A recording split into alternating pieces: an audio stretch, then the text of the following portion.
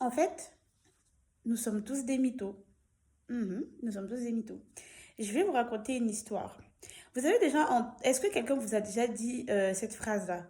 En général, qui te dérange, pardon, chez l'autre, c'est souvent une invitation à regarder chez toi-même parce que tu es souvent comme ça. Je vais vous raconter quelque chose. J'avais une amie, il y a 2 ans en arrière, j'ai arrêté l'amitié, mais c'est quelqu'un que j'aimais beaucoup. Par contre, elle mentait. Je me suis rendu compte à un moment donné que c'était une grosse mytho. Mais quand je dis grosse mytho, c'était un truc de fou. Moi, il faut savoir que j'ai une très bonne mémoire. Donc, quand tu me dis quelque chose, gare à toi parce que je n'oublie rien. Et avec le temps, je me suis rendu compte qu'elle mentait beaucoup. Et je me suis souvenue de cette phrase du début qui dit que donc si la fille c'est une menteuse, c'est que moi aussi je suis une menteuse. Et là, je rigolais parce que je me suis dit, mais non, bah non, moi je suis pas une menteuse, mais jamais de la vie.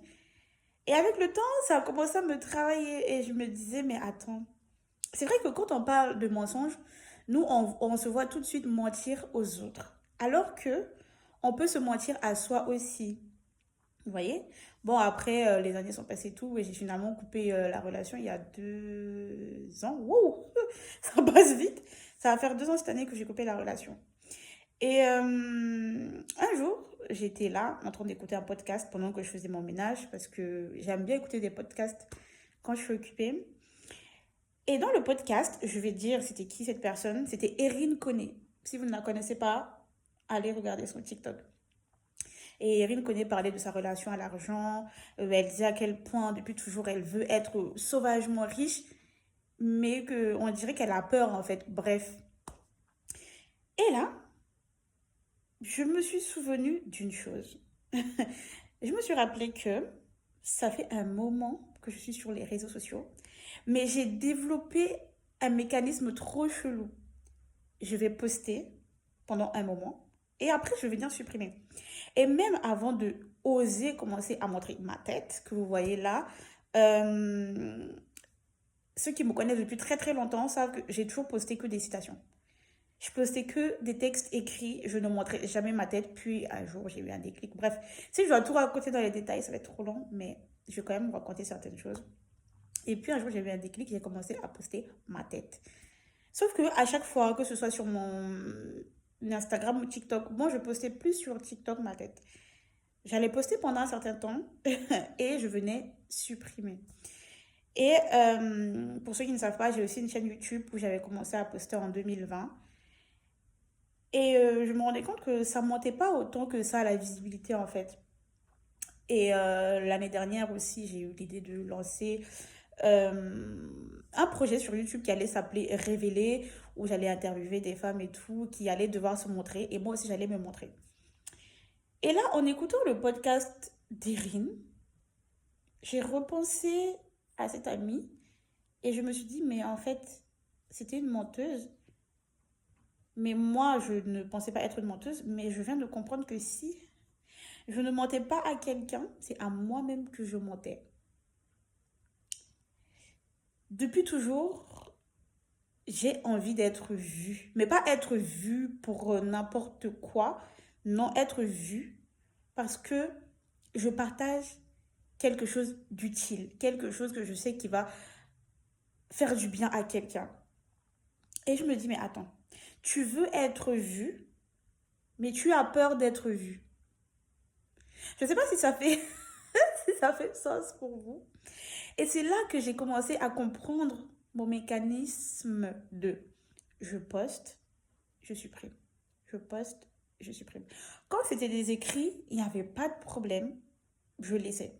Mais dès qu'il s'agissait de me montrer moi telle que je supprimais tout de suite.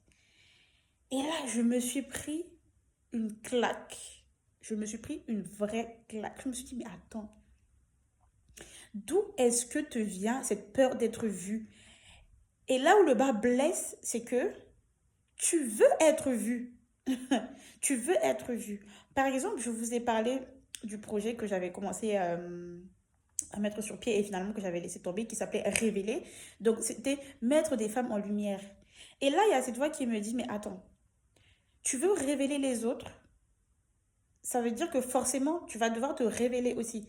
Mais comment est-ce que tu peux te révéler si Tu as peur d'être vu. Et là, et je vous jure, ce jour-là, j'étais en mode, mais what?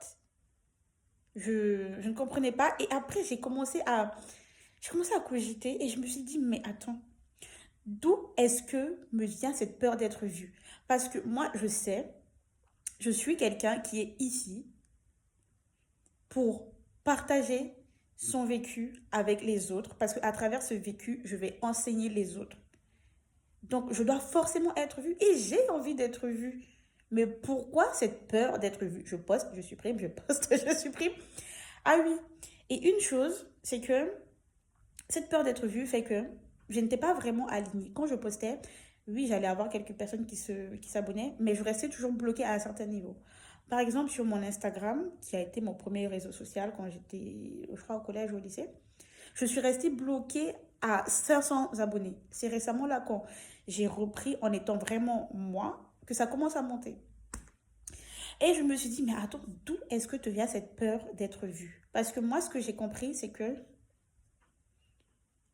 chaque chose, enfin, je vais pas dire peur, chaque chose, surtout négative, a une racine en fait. Tu ne vas pas te lever du jour au lendemain et dire que tu as peur d'être vu. Ça part de quelque chose, tu vois. Donc, j'ai commencé à réfléchir et j'ai même pas eu besoin de réfléchir longtemps. Tout de suite, j'ai un souvenir de mon enfance. J'ai cette image de mon enfance qui me revient. Et là, je me souviens que j'étais une enfant très active. Très active. Et chez nous, on va souvent dire, ah oui, t'es agité, t'es ceci, t'es cela. Et je revois une scène avec un membre de ma famille qui me fait des reproches en fait. En gros, qui me dit, ah oui, arrête d'être aussi agité, etc., etc., etc. Et là, on me fait comprendre que c'est depuis ce jour-là que j'ai essayé de me faire toute petite. J'ai essayé d'être discrète. Et les personnes qui me connaissent vraiment pourront vous dire que je fais toujours tout pour ne pas me faire remarquer. Dans la vie de tous les jours, quand je suis en public, je vais tout faire pour ne pas me faire remarquer.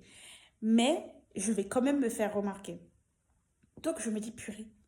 Donc la racine de cette peur d'être vue remonte à quand j'étais petite. À force, parce que non seulement cet oncle m'a dit ça, mais d'autres adultes aussi n'ont pas cessé de dire à quel point j'étais trop agitée. Parce que quand tu es hyperactif, en Afrique, on va souvent te dire, oh, t'es agité, t'arrêtes pas de gesticuler, t'arrêtes pas de trop parler, t'arrêtes pas de trop ceci. Et en grandissant, ça a façonné l'adulte que je suis aujourd'hui.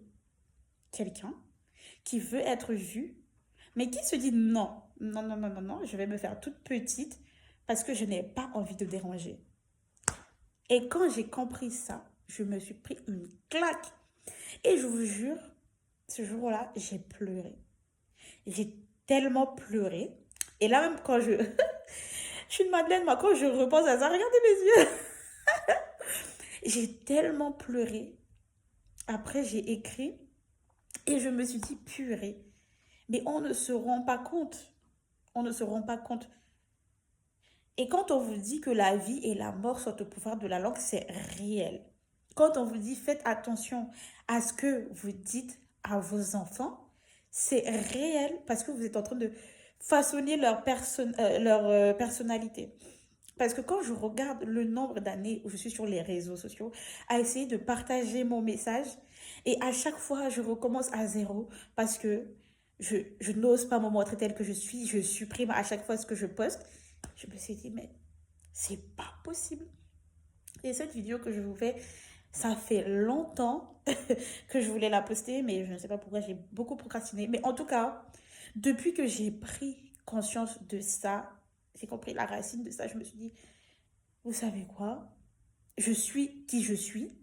Pendant longtemps, je me suis cachée. Mais maintenant, non. J'ai un message à partager. Je vais le partager, que ça plaise ou que ça ne plaise pas. D'accord?